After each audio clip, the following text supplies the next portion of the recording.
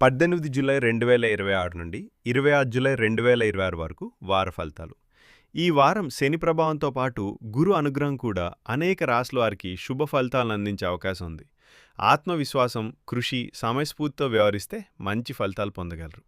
మేషం, కొత్త పనులను ప్రారంభించడానికి అనుకూల సమయం. ఉద్యోగంలో గుర్తింపు పెరుగుతుంది. ఆర్థికంగా లాభాలుంటాయి.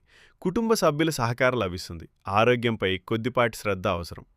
వృషభం, చాలా కాలంగా నిలిచిపోయిన పనులు పూర్తవుతాయి. వ్యాపారంలో మంచి ఆదాయం ఉంటుంది. అనవసర ఖర్చులను తగ్గించండి. దైవ దర్శనం శుభప్రదం. మిథునం, ఉద్యోగంలో పురోగతి కనిపిస్తుంది. కొత్త పరిచయాలు భవిష్యత్తులో ఉపయోగపడతాయి. విద్యార్థులకు అనుకూల సమయం. ప్రయాణాల్లో జాగ్రత్త అవసరం.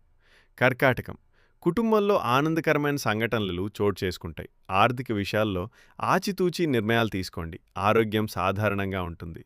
సింహం, మీ ప్రతిభకు ప్రశంసలు లభిస్తాయి. పదోన్నతి లేదా కొత్త బాధ్యతలు వచ్చే అవకాశం ఉంది. పెట్టుబడుల విషయంలో అనుభవజ్ఞుల సలహా తీసుకోవడం మంచిది. కన్య, పనుల్లో విజయం సాధిస్తారు. కుటుంబ సభ్యులతో సంతోషంగా గడుపుతారు. ఆరోగ్యపరంగా మంచి మార్పులు కనిపిస్తాయి. ఆదాయం పెరిగే అవకాశం ఉంది. తుల, వ్యాపారులకు లాభాలుంటాయి. ఉద్యోగస్తులకు ఉన్నతాధికారుల మద్దతు కోపాన్ని నియంత్రించడం మంచిది. శుభవార్త వినే అవకాశం ఉంది. వృశ్చికం, కొత్త అవకాశాలు మీ ముందుకొస్తాయి. ధైర్యంగా ముందుకు సాగితే విజయాలు మీ సొంతమవుతాయి. కుటుంబంలో శుభకార్యాల సూచనలు ఉన్నాయి. ధనుస్సు, ధనుస్సు, ఈ వారం అదృష్టం మీకు అనుకూలంగా ఉంటుంది. ధనలాభం కలుగుతుంది. ధార్మిక కార్యక్రమాల్లో పాల్గొనే అవకాశం ఉంటుంది. విద్యార్థులకు మంచి ఫలితాలు వస్తాయి. మకరం, మకరం, ఉద్యోగంలో ఒత్తిడి తగ్గుతుంది. ఆర్థిక పరిస్థితి మెరుగుపడుతుంది. ఆరోగ్యంపై నిర్లక్ష్యం చేయకండి. ప్రయాణాలు అనుకూలంగా ఉంటాయి. కుంభం, కొత్త ఒప్పందాలు, కొత్త పరిచయాలు కలిసి వస్తాయి. వ్యాపారంలో పురోగతి ఉంటుంది. కుటుంబంలో సంతోష వాతావరణం నెలకొంటుంది.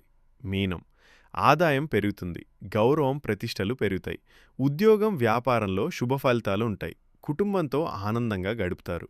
వారపు శుభసూచన. ఈ వారం శనివారం. శనిదేవునికి నువ్వుల నూనెతో దీపం వెలిగించడం, హనుమంతుణ్ణి దర్శించడం, వృద్ధులకు సేవ చేయడం శుభప్రదంగా భావిస్తారు. శుభం భూయాత్. అందరికీ ఈ వారం విజయాలు, ఆరోగ్యం, ఐశ్వర్యం కలగాలని మనసారా కోరుకుంటున్నాం.